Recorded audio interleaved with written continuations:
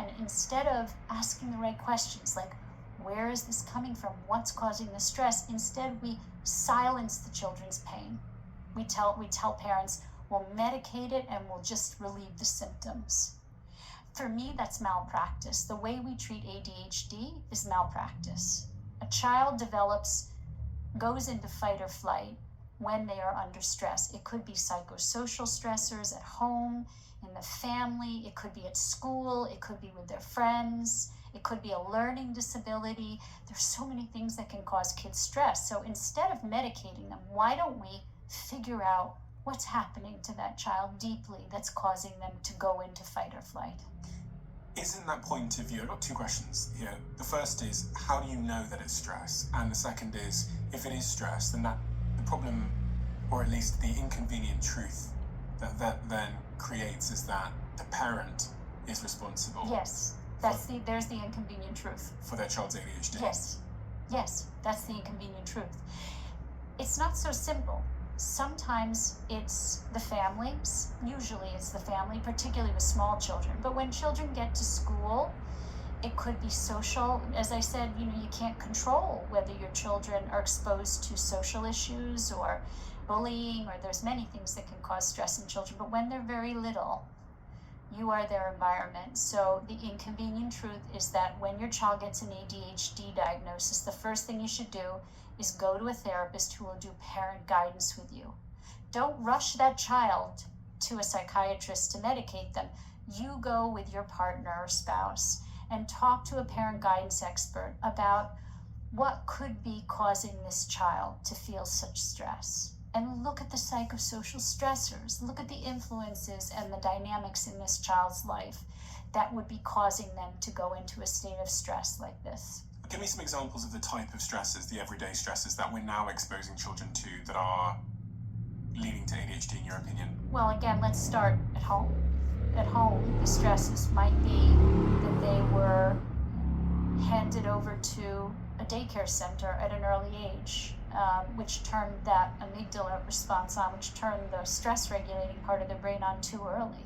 Now you have that hypervigilant reaction and they can't turn it off, right? It could be a divorce situation. 50% of couples divorce, which means that divorce is an adversity. I have a book coming out in a year about how to divorce and mitigate the impact of the divorce on the child, but no matter what, a divorce is an adversity on a child and a stress. When parents fight dramatically in the home, if there's tremendous sibling rivalry issues in the home, if there's the birth of another child that's stressful, right? If you have a sibling, believe it or not, that's a very stressful thing. If parents are sensitive about that, then it can be mitigated. But if parents are insensitive about the birth of a second child and the feelings that your first child may have, that can cause stress. Moving can cause stress. Illness or mental illness in a parent can cause stress. Alcoholism, any kind of addiction can cause stress. A grandparent or uncle or aunt or even a parent getting sick and dying can cause stress. There are so many things that can cause stress, but the point is that stress can be regulated, but it can only be regulated if parents are introspective and self-aware and willing to look at their part in it. If parents hand a child over to a psychiatrist and say, fix my child, of course psychiatrists will cooperate with you and silence your child's pain. But is that really what you want to be doing? Because in the end, you're just putting your finger in a dike. You're putting your finger in a dam, and eventually that dam is going to burst. What do you say to some of the evidence around there being a link to a hereditary component? In twin studies, they found that ADHD is about 74 to 80% heritable, making one of the most genetically influenced psychiatric conditions. Let me tell you a different study that will help you to understand that study, which is that we know that there is no genetic precursor to mental illness. There is no genetic precursor to ADHD. There is no genetic precursor to depression and no genetic precursor to anxiety. What do you mean by precursor? Meaning there's no genetic connection. You don't get it in your genes. If your father or your mother were depressed, you get it by something called the inheritance of acquired characteristics. If you're raised by a depressed parent, you're more likely to become depressed. It's the nature-nurture argument. Okay, but what they did find. Now, Schizophrenia has a genetic connection, bipolar disorder, those have genetic, but the rest do not. Anxiety, depression, ADHD, no genetics. What they did find is a genetic tie to something called the sensitivity gene. It's a short allele on the serotonin receptor, and serotonin, as we know, is used to regulate happy emotions, to regulate emotions, right? So when you have a short allele, it means that you have a harder time picking up the serotonin, but it also means that you are more sensitive to stress. Now, those children who are born with this gene, this short allele on the serotonin receptor gene, they are more prone to mental illness later on because of that sensitivity to stress. What the study shows is if those children who are born with that gene for sensitivity are provided with emotionally and physically present attachment security in the first year, it neutralizes the expression of that gene. So epigenetics means that we're born with genes, like you might have a gene for rheumatoid arthritis, or you might have a gene for cancer, but it never gets expressed. Well, we all have genes for something, but they don't necessarily get expressed. That's what epigenetics is. It means the environment has to turn on the gene to make it, let's rock and roll, right? What it showed in this study is that the children who were born with this genetic precursor, this sensitivity to stress, if they had sensitive, empathic, nurturing, and present parents in the first year, it neutralized the expression of that gene, so those children could be as healthy as children born without that gene. If, however, children born with that sensitivity gene were neglected, abandoned, not provided with sensitive, empathic, present, nurturing, it exacerbated that gene. So we know that that sensitivity gene is tied and correlated to mental illness later on, unless the sensitive, empathic, nurturing mitigates that gene. There's all kinds of neurological tests now where we can see the brain in action. So it's not a static thing. We can actually see the blood flow to the brain. We can see the electrical activity in the brain. It's amazing, actually. But some people say that this proves that it's the way your brain is, and lots of my friends that have ADHD, when they talk about their ADHD or the way that they are, they say, my brain works like this.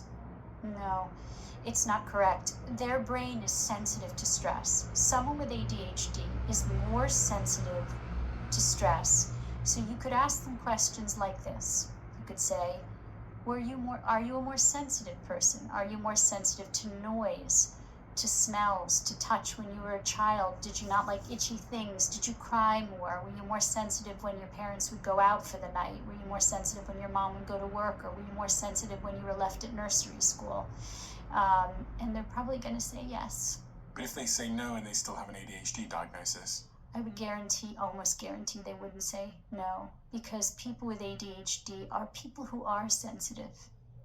Sensitivity is an amazing strength if it's met with sensitivity. If you have a sensitive child, so what does a sensitive child look like? If you have multiple children, then you know, because the first thing I'll do when I give a public talk is I'll say, okay, everybody here, who has a sensitive child? And I describe, okay, sensitive child is a child who cries more, is harder to soothe, is more clingy, doesn't like you leaving them, has a harder time separating, has a harder time going to sleep and being left to sleep on their own, is sensitive to things like noise and smells and touch. And if you grew up in an environment that was stressful, and again, you've identified that stress can come in many forms. It could be arguing parents, it could be a neighbor or whatever, some environmental factor that caused that stress. You were sensitive, you developed ADHD, you become an adult, you get diagnosed at 30 years old as having ADHD. You're offered medication, you take the medication makes you much more functional in your career, in your relationships, in your life. It's a stimulant. And so what stimulants do is they can cause great anxiety, they can cause panic attacks. In adolescence, they can cause growth issues. So I have patients who come to me, young men who didn't grow because they were put on stimulants when they were young. So in terms of the consequences of using stimulants, the jury is still out, but we know that they cause growth issues, they cause panic attacks, they cause anxiety disorders, they cause depression. So they're quite life-saving. They're quite life-saving for some people in terms of having a... They can be. So what I would say is, if you have tried everything to uncover what the stress is that's causing you to react this way, and you still are feeling that way, then sometimes medication can be a lifesaver. The problem is that we turn to medication in adolescents and children and young adults. We turn to it as a performance drug.